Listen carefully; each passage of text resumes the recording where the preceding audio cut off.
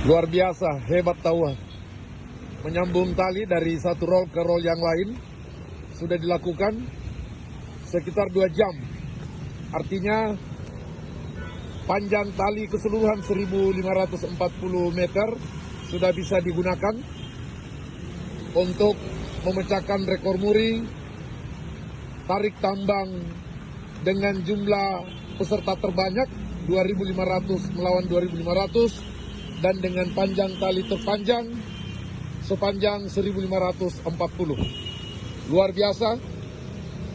Terima kasih atas dukungan dan support Bapak Muhammad Ramdan Pomanto, Ketua IKA Sulawesi Selatan.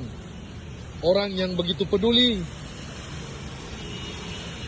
pada aktivitas dan kegiatan sosial yang punya nilai kebersamaan.